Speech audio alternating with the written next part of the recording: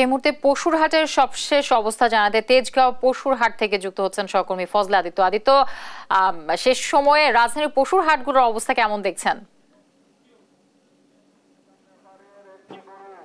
যেমনটি বলছিলেন যে শেষ সময় পশুর হাট রাজধানীর তেজগাঁয় কিন্তু দেখা যাচ্ছে আমার পিছনে আপনি দেখতে পাবেন হয়তো যে বড় যে গরুর চাহিদাগুলো কিন্তু এখন নেই বললেই চলে, কেননা অনেকটা গরু শূন্যই কিন্তু এই তেজগাঁর এই হাটটি।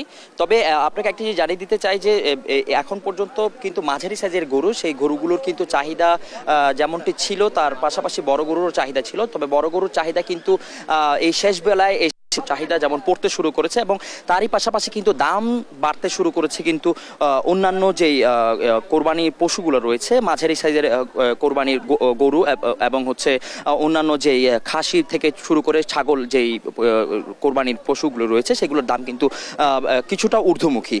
তবে এখন ক্রেতাদের সমাগম কিন্তু চোখে তেমন পড়া যাচ্ছে না। যারা আছেন তারা মূলত বিক্রেতা এবং হাট পরিচালনার কাজে নিয়োজিত মানুষরাই মূলত এখানে আসছেন এবং ক্রেতারা আসছেন খুবই স্বল্প পরিসরে ক্রেতারা আসছেন।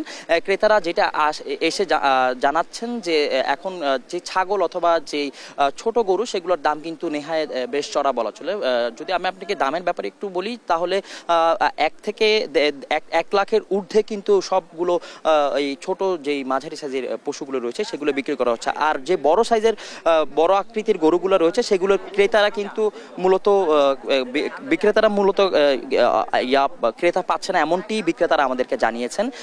তবে হাট কেন্দ্রিক কিন্তু পর্যাপ্ত পরিমাণ গরু কিন্তু চোখে পড়া যাচ্ছে না, কেননা এই ইতিমধ্যে কিন্তু যে হাটের যেই কোরবানি পশুর যে বেচা বিক্রি কার্যক্রম সেটি কিন্তু মূলত গতকালকে এবং গতকালকের আগের দিন কিন্তু এই বেচা বিক্রিটা বেশ জমে উঠেছিল এবং আজকের যে শেষ পরিসরের বেচা বিক্রি সেগুলো কিন্তু চলছে এবং এর পাশাপাশি কিছু ছোট গরুও কিন্তু দেখা যাচ্ছে। তবে কাঙ্ক্ষিত দামে না বোনার কারণে মূলত বিক্রেতারা বিক্রি করছেন না এমনটি আমাদেরকে জানিয়েছেন।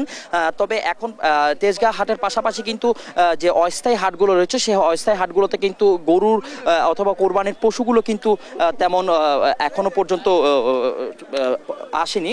আরেকটা জিনিস আপনাকে জানিয়ে দিতে চাই যে কোনো রকম অপ্রীতিকর ঘটনা মোকাবেলা করার জন্য কিন্তু এখানে আইন শৃঙ্খলা বাহিনী নিয়োজিত আছে এবং হচ্ছে এই তেজগাঁতে কিন্তু আজকের তেজগাঁ শহর ঢাকা শহরের বেশ যে 20টি ইজারা হাট রয়েছে এবং গাবতলী সহ যে হাটগুলো রয়েছে সেই হাটগুলো কিন্তু আজ রাত পর্যন্ত কিন্তু এই কোরবানির যে পশুর হাট কিন্তু আগামীকাল সকাল অর্থাৎ ঈদের দিন সকাল পর্যন্ত এই পশুর হাট চলমান থাকবে এবং বেচা বিক্রি কার্যক্রম চলবে। তেজগাঁর পশুর হাট থেকে এই ছিল আমার কাছে কোরবানি পশুর হাটের সর্বশেষ তথ্য। জুথি, ফজলে আদিত্য যুক্ত ছিলেন আমাদের সাথে।